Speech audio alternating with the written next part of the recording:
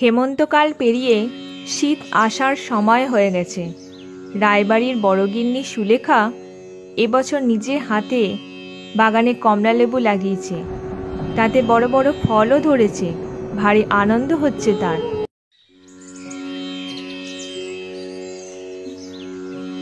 এই যে মানুষটিকে দেখছেন, ইনি হলো সুলেখার শাশুড়ি। বলি, গাছে ফল ধরিয়ে কি হবে? 10 বছর হয়ে গেছে, এই পরিবারকে তো এখনো একটা সন্তান দিতে পারোনি। আর এগুলো ফল ধরিয়ে নাটক করতে হবে না। বিমল অফিসে যাবে, রান্নাবান্না কি আজকে হবে না নাকি? হ্যাঁ হ্যাঁ মা, আমি সব করে দেবো। এই তো সবে সকাল হলো, তাই ভাবলাম গাছগুলোতে একটু জল দিয়ে দিই। থাক থাক, তোমাকে আর গাছে ফল ধরাতে হবে না। অপয়া অলক্ষণে মেয়ে একটা। যাও, এখন রান্নাঘরের কাজ করোগে, যাও। সুলেখা চুপ করে যায়। তার কেবলই মনে হয় মা হতে না পারার অক্ষমতাটা তার যোগ্য বউ হয়ে ওঠার দক্ষতাটাকেও যেন কেড়ে নিয়েছে প্রত্যেক মুহূর্তে।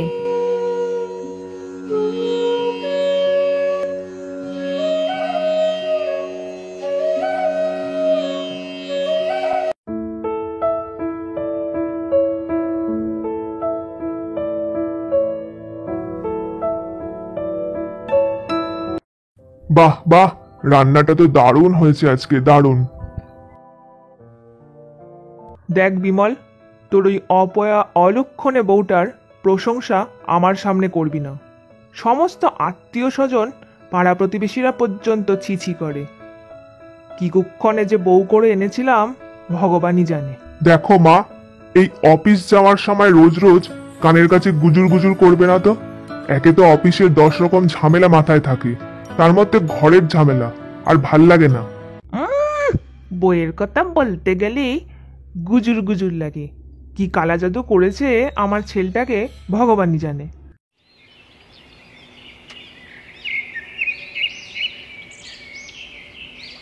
যে গাছে ফল ধরে না সেই গাছকে সবাই যেন আবর্জনার মতোই দেখে। সুলেখার জীবনটাও তাই ছিল। বিমল অফিসে চলে গেলে তার শাশুড়ি সুলেখাকে দিয়ে সব কাজ করাতো, কারণ সে ছিল নিঃসন্তান। তাই সংসারে তার নিজস্ব কোনো জোরই ছিল না।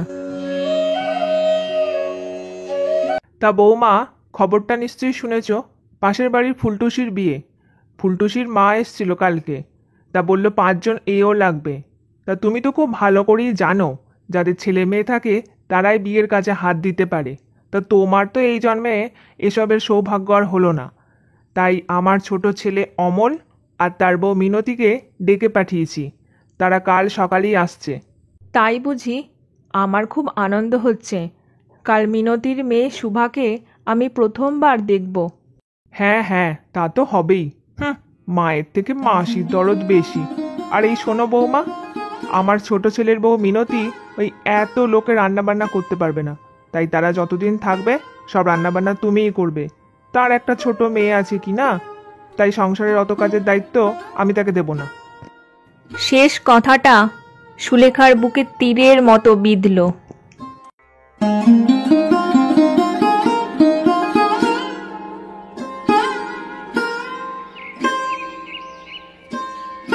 সেদিন বিকেলে নদীর ধারে সুলেখা অনেকক্ষণ দাঁড়িয়ে রইল।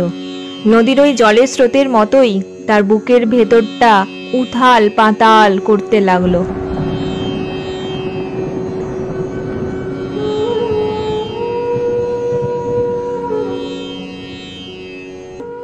মাতৃত্ব থেকে আমাকে বঞ্চিত করে কি সুখ পেলে।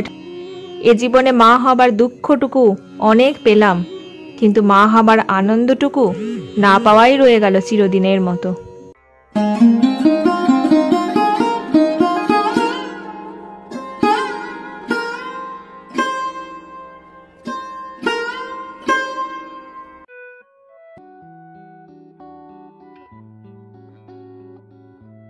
আমার ছোট ছেলে আর ছোট বউয়ের আর আমার নাতনি শুভার পছন্দ মতো সব রান্না করে রেখেছে তো?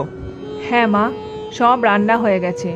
খাসির মাংস, মাছের মাথা দিয়ে মুগ ডাল, পটল ভাজা, চাটনি, তরকারি, কাতলা মাছের ঝোল সমস্ত রান্না করেছি। ঠিক আছে, এখন তুমি আসতে পারো, যাও। এরপর তার আর বলবেন না মা, ঘাটের কাছে নৌকা পেতে পেতেই অনেক দেরি হয়ে গেল। শেষমেশ একটা নৌকা পেলাম, তারপর এলাম। তা আপনি ভাগ্যিস রতনকে পাঠিয়ে দিয়েছিলেন, অনেকগুলো ব্যাগ হয়েছিল, অত কি আর আমরা টানতে পারি নাকি? আহা বৌমা, তুমি হলে আমার লক্ষ্মী বৌমা, তুমি আমার বংশের প্রদীপ ধরিয়েছ, তোমাকে কি আর আমি কষ্ট দিতে পারি গো? ঠিক আছে মা, আমি এখন একটু ঘুমিয়ে নিই, না হলে ওই বিয়ে বাড়িতে ওই চোখের তলায় কালি নিয়ে যেতে হবে।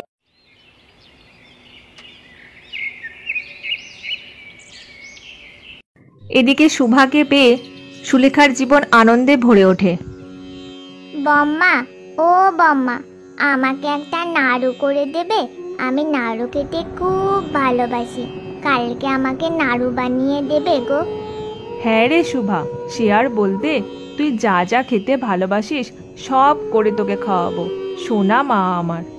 ও বম্মা, বম্মা, কাল যখন তুমি নাড়ু বানাবে না, আমি তোমার সাথে ওইখানেই বসে থাকবো, কেমন? ঠিক আছে শুভা, তাই হবে। তোকে ছেড়েও যে আমার থাকতে ভালো লাগছে না রে।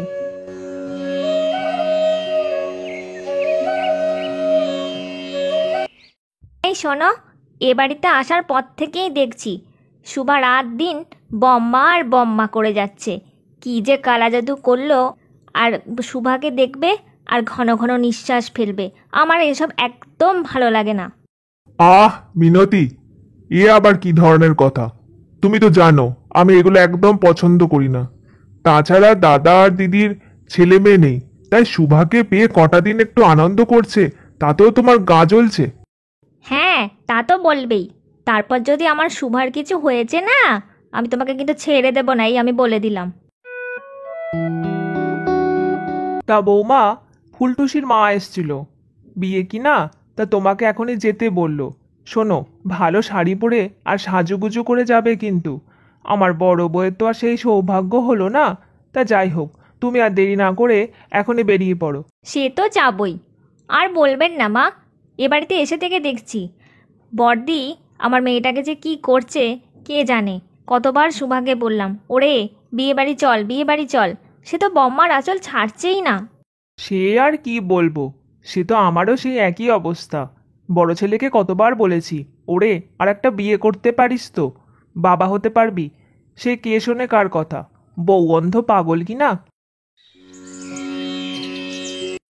এদিকে মিনতি বিয়ে বাড়ি থেকে ফিরে এসে দেখে জ্বরে গা পুড়ে যাচ্ছে শুভার, কোনো কথাই বলছে না শুভা। তোমাকে আমি সেই দিনই বলেছিলাম যে সুভার এত বম্মা বম্মা করা আমার মোটেও ভালো ঠেকছে না। হলো তো, অঘটন এবার হয়েই ছাড়লো। আমি কিন্তু বলে দিলাম কাল সকালেই আমরা বাড়ি ফিরবো। ওই ডাইনির নজর পড়েছে আমার মেয়ের ওপর, অপয়া অলক্ষণে মেয়ে মানুষ একটা।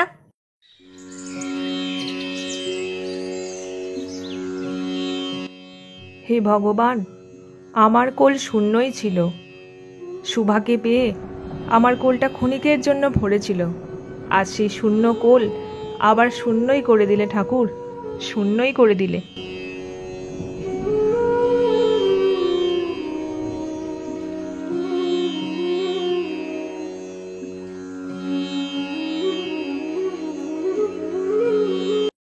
শুভা বুঝতে পারে তারা চলে যাবে, তার বম্মার জন্য মনটা কেমন করে ওঠে। সাবধানে যেও বৌমা, কি আর বলবো। ভাবলাম তুমি কটা দিন একটু আনন্দ করবে বিয়ে বাড়িতে। ও বাবা, সে আর হলো কই। কি করে আনন্দ করব মা? ওই ডাইনির নজর যে আমার সুভার ওপর পড়েছিল, ওই জন্যই তো সুভার জন্মের পর আমি কোনোদিন এই বাড়িতে পা রাখিনি। আজ প্রথমবার পা রেখেই তো ভুল করলাম। যাই হোক, এবার আমাদের যেতে হবে মা। তো বিকেলের পর যখন সূর্য অস্ত যায়, যখন গোটা আকাশ লাল রঙে মেতে ওঠে, যখন নারকেল গাছের সবুজ পাতাগুলো নিজের মতো দোল খেতে থাকে, তখন জানলার দিকে তাকিয়ে সুলেখার মনে হয় কোথাও একটা চাপা কষ্ট তার হৃৎপিণ্ডটাকে দুমড়ে মুচড়ে দিয়ে বলছে, সত্যি এ জীবনে মা বলে আমাকে আর কেউ ডাকলো না, কেউ ডাকলো না।